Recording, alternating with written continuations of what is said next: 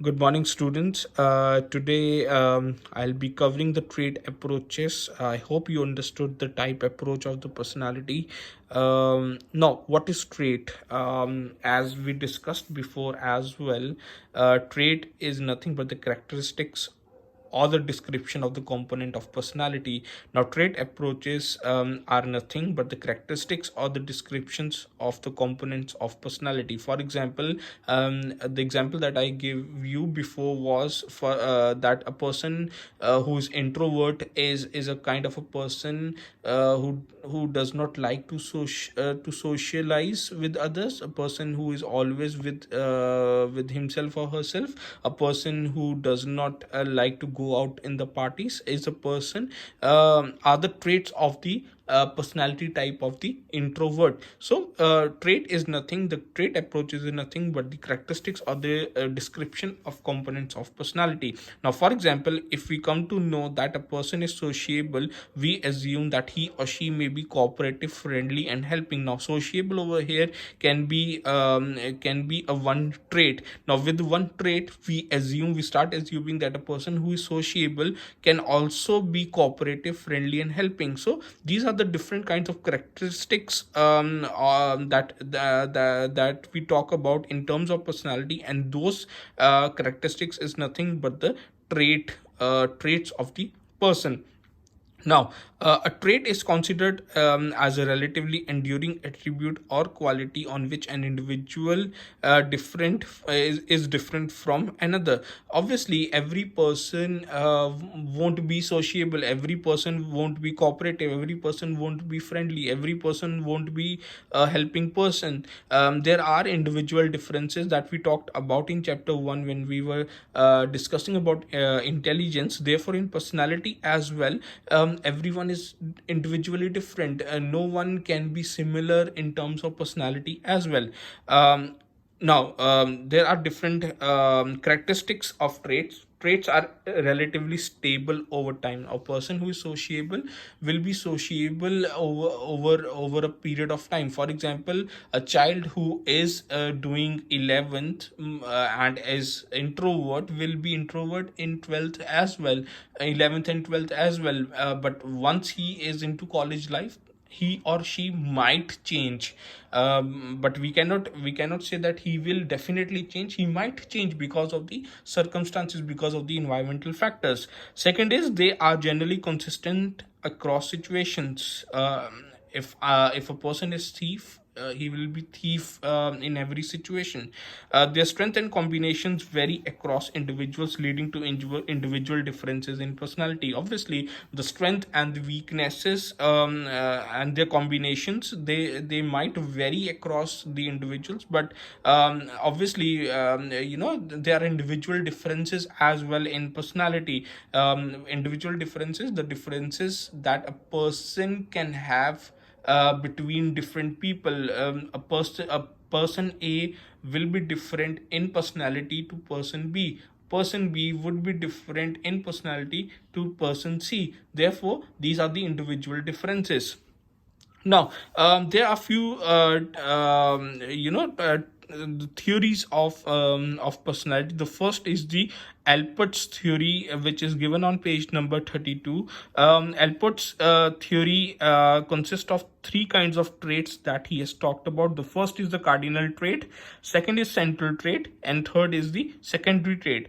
Cardinal traits are those traits which are indicative of the indicated as a goal around which a person's entire life seems to revolve. For example, Mahatma Gandhi, he has always been in favor of non-violence, and Hitler's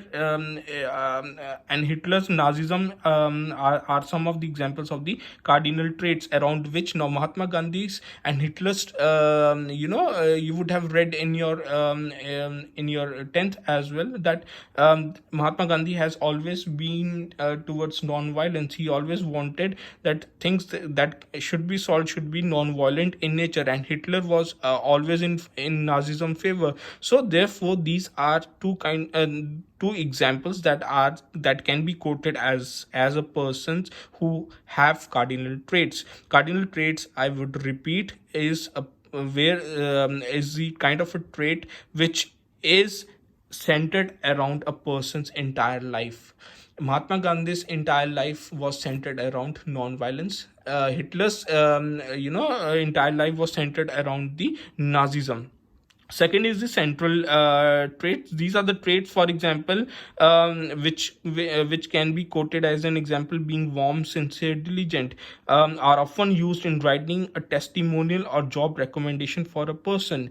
The secondary trait, on the other hand, are the traits which are which are governed with the likes and the dislikes of the person. For example, if I like mango, I would say I like mango. So these are the examples of the secondary trait.